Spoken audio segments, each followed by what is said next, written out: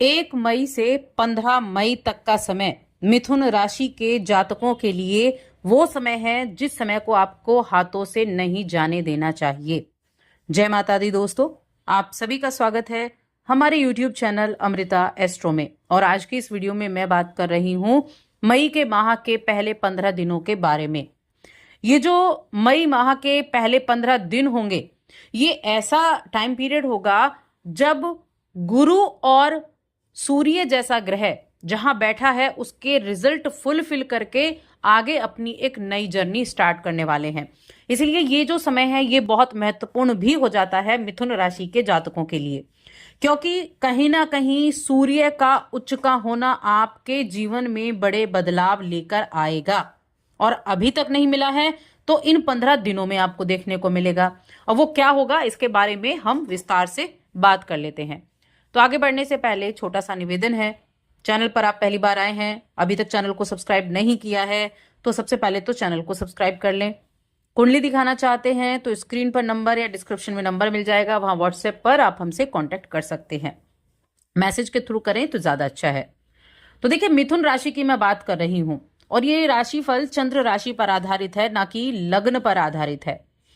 अब मिथुन राशि के जातकों के लिए अगर आप देखें तो तीसरे घर के स्वामी बनते हैं कौन? सूर्यदेव, जो अभी आपके लाभ भाव में उच्च के होकर बैठे हैं। यानी कि तीसरे भाव का स्वामी लाभ भाव में गया है और अगले 14 मई तक ये कहां? लाभ भाव में उच्च के रहने वाले हैं। तो आपकी कुंडली के लिए सूर्य का यहां उच्च का होना बहुत अधिक महत्वपूर्ण बन जाता है।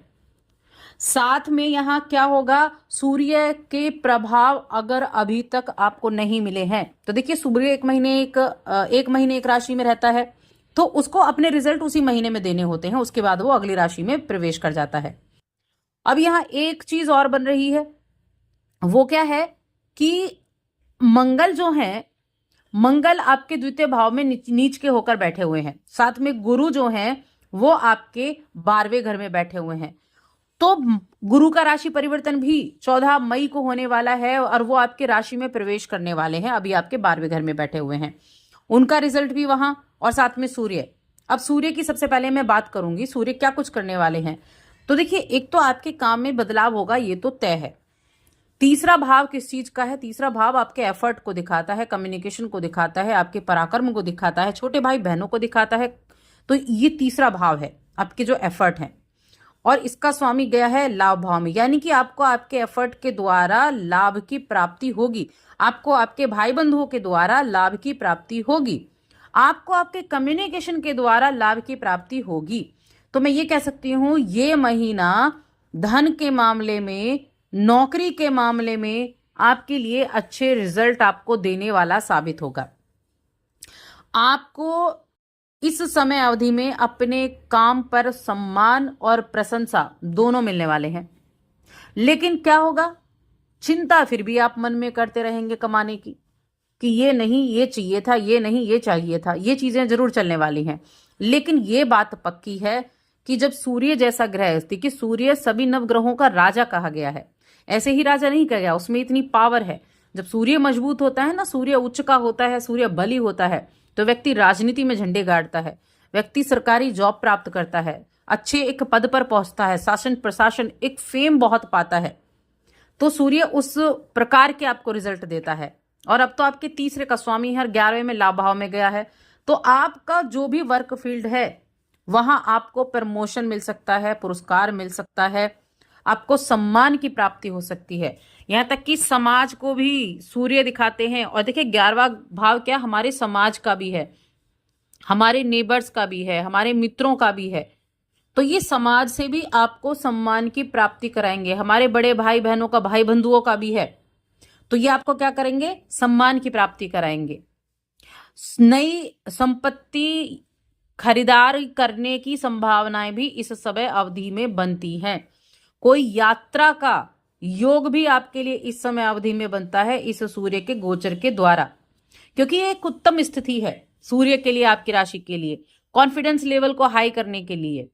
क्योंकि देखिए, जब कोई व्यक्ति एफर्ट करता है, किसी के अंदर साहस है, पराक्रम है, क्या है? उसका कॉन्फिडेंस अच्छा है।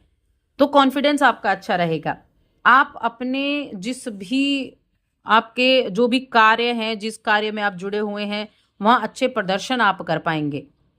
विशेषकर आर्थिक मामलों के लिए देखा जाए तो उनके लिए आमदनी को बढ़ाने का जरिया, आमदनी के द्वारा रिजल्ट अच्छे प्राप्त करने का जरिया, आपके कार्यालय, आपके जो पॉलिसी उसके अनुसार आपको पदोन्नति प्राप्त करने का आपके लिए समय है।